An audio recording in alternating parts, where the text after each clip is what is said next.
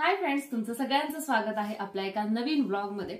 सध्या आहे ना सईला सुट्ट्या लागलेल्या आहेत आणि सईला सुट्ट्या म्हणजे सगळ्या घरादाराला सुट्ट्या, सगळ्यांचं रुटीन चेंज होतं। आता आज आहे ना जर सईची शाळा असती तर आमचं वेगळं वातावरण असलं असतं। आज सईला जायचं म्हटलं की मग सगळं ते स्वयंपाक अगोदर उरकावा लागतो आणि तिचंही उरकावं लागतं। मी आणि राधिका 5:45 वाजताच उठलेले, तरी सुद्धा 8:30चा टायमिंग झालेला आहे, तरी किचन मध्ये आणखीन काहीच तयार झालेलं नाहीये। आमची अशी तशीच आळमढळम म्हणणार नाही, पण इतर जी एक्स्ट्राची कामं असतात ना, जी की आपण स्वयंपाकाच्या कामामुळे पुढे ढकलतो किंवा म्हणतो परत करू, तर तशा पद्धतीची कामं आम्ही आज करत बसलो होतो।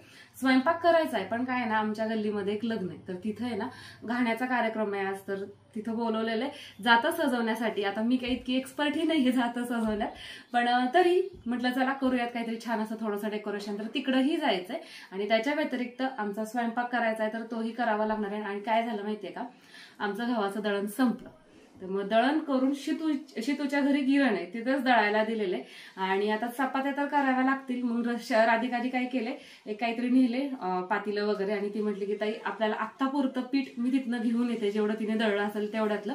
तर राधिका पीठ आणायला गेलीये।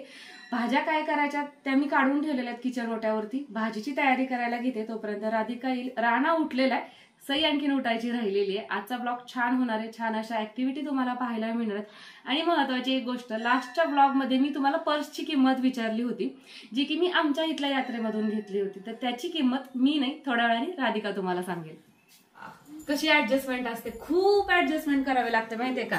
आणि इथं म्हणून इथंच नाही, कुठेही असतात बायकांना ऍडजस्टमेंट करावीच लागते।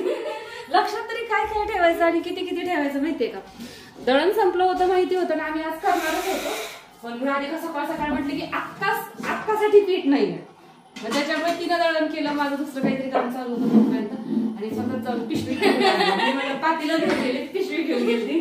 टोमॅटोची चटणी आणि भेंडी करणार आहे। आता तुम्ही म्हणताल दोन्ही सुक्याच भाज्या, तर हो काय होतं, घरात माणसं जास्त असल्यामुळे ना कधीतरी आपण केलेली भाजी कधीतरी कमी पडते, कधीतरी जास्त होते, तर त्याच्यामुळे रात्रीची रस्सा भाजी शिल्लक आहे, गरम करून ती खायची आणि सोबत या 2 सुक्या भाज्या। अरे काय दर लवकर कर मोकळे पटकी। हे कोण आहेत सांगा, कोण आहे कुठे आता इकडं कुठं कोण आहे ती काय सगळी दुनिया बघते तुम्हाला, सगळी दुनिया बघते हे बाबा बडबडा करतोय। दाजी काय काय मुलगा मोठा म्हणून ते ह्यांची चेष्टा करतात। राधिका तुम्हाला पर्सची किंमत सांगेल। ज्या मागच्या व्हिडिओमध्ये तुम्ही पर्स बघितली त्या पर्सची किंमत आहे 150 रुपये। आमच्या घरात आहे ना म्हशीचं दूध 1 लिटर आणि गाईचं दूध 1.5 लिटर अशा पद्धतीनं दूध लागतं। सई राणा पण दूध खातात पितात आणि बाकीचे हे 2-3 आहेत ना त्यांना पण दूध लागतं। आणि काय होतं, घरचं दूध असतं ना असं छान, आणि आमच्या इथे ना फ्रेश डायरेक्ट आपण कसं म्हणतो शेतकऱ्यांचं दूध मिळतं, त्याच्यामुळे आणि मग त्याच्यात भेसळ वगैरे काही नसतं, छान मस्त मलाई निघते आणि त्याचा आम्ही तूप तुपाला दाखवायला पण शिल्लक नाहीये। खरं तर आपण जे सांडग्याची ऑर्डर घेतो ना, त्या सांडग्याचं हे मी पीठ मळतीये, ही कणी आहे जी की मी बारीक केली आहे मिक्सरमध्ये, आणि त्याच्यामध्ये सगळ्या चवी ऍड करायच्या आणि हे अगोदर व्यवस्थित असं एकत्रित करायचं।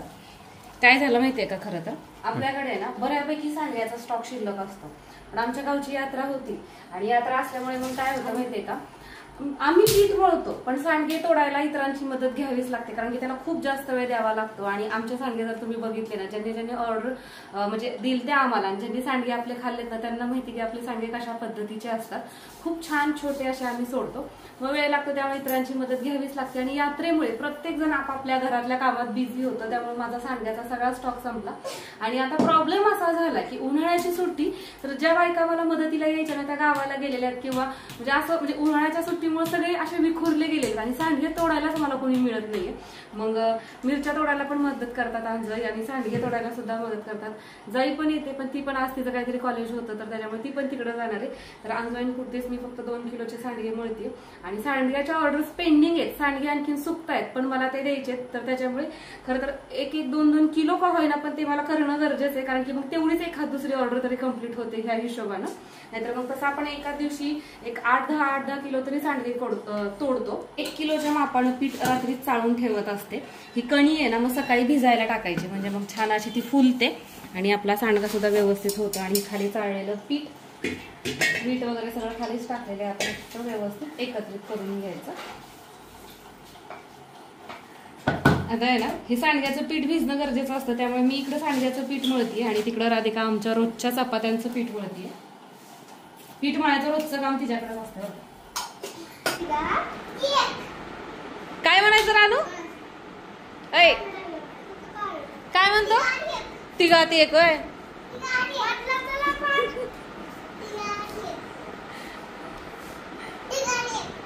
एवढंच खेळायचं, उतरायचं कधी? उतरला की बाप्पू खोटारडी.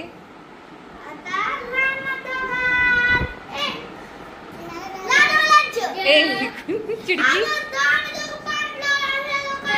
होय. हे आहेत ना मनीषा ताई आहेत आणि ह्या वर्माई आहेत. ह्यांच्या घरी म्हणजे लग्न आहे ह्यांच्याच मुलाचं, मोठ्या मुलाचं. आणि इथं बघा पुरण हटायचं चाललेलं आहे. आजी का? होय का? तुमच्या बहीण आहेत का? बरं बरं बरं. तर आज आहे ना घाण्याचा कार्यक्रम आणि सवासणी पण आहेत, तर त्याच्यासाठीचा स्वयंपाक चाललेला आहे आणि स्वयंपाकाची सगळी तयारी चालली आहे. आणि इथं जातं सजवायचं, बाहेर एक जातं मांडलं आणि इथं आहे ना हे आपलं नवरदेवाच्या फोटोसाठी आणि बाकी करवल्यांच्या फोटोसाठी हे जातं मांडलं. आम्ही येईपर्यंत हिनं अर्धवट सजवलेलं आहे, आता राहिलेला हातभार आम्ही लावू लागतो. हो ना मोना? ही मोना आणि ही माधुरी.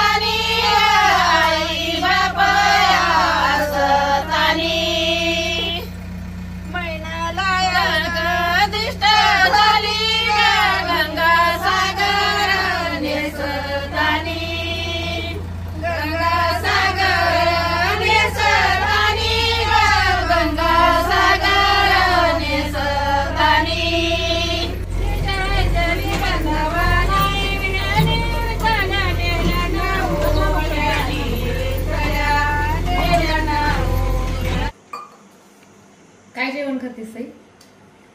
टोमॅटोची चटणी. सईचं चाललंय दुपारचं जेवण आणि ते डायरेक्ट डेऱ्या शेजारी बसले. सई का पान कोंबडी आहे बरं का. सईला सारखं पाणी लागतं, सईला रानाला, हो की नाही? आणि आता सुट्टी आहे ना, तर आत्ता आंघोळ केली ती मी दुपारी मस्त गारगार. हो ना? Full to enjoy. माझा सुट्टी आहे म्हणून सकाळी केली नाही, आत्ता केली का? पण आम्ही ठरवले उद्यापासून सईला मी 8 वाजताच उठवणार आणि सकाळ सकाळ तिला आंघोळ घालणार. इथं बघा हे आपले सांडगे सुकत आहेत. आपले सांडगे त्याचबरोबर सर्व प्रकारचे मसाले ऑर्डर करण्यासाठी स्क्रीनवरती दिलेल्या नंबरला आत्ताच व्हॉट्सअपला हाय करा. आता आहेत ना दुपारचे 3 वाजलेले आणि मी परत एकदा पीठ मळायला लागली आहे. सकाळी राधिकाने जे पीठ मळलेलं होतं त्याच्या चपात्या अगदी 1, 2 ते 3 राहिलेले आहेत. आणि पीठ मळायचं कारण म्हणजे आता हे ह्यांची नाईट ड्युटी आहे, तर त्याच्यासाठी मी केलेली आहे. सकाळी तुम्हाला मी भेंडी दाखवली होती, पण एके ठिकाणी ते घाण्याचा कार्यक्रम होता तिकडं पण गेलो आणि नंतर आल्यावरती आहे ना परत आणखीन 1-2 किलो सांडग्याचं पीठ मळलं गेलं. तर त्याच्यामुळे ना फक्त टोमॅटोची चटणीच तयार झाली आणि मग ती राहिलेली भेंडी मी आत्ता केलेली आहे ह्यांना डब्यासाठी. आता पीठ मळतीये. पीठ मळल्यानंतर फक्त ह्यांच्या डब्यापुरत्या 3-4 चपात्या करायच्या आणि मग नंतर संध्याकाळी राहिलेले.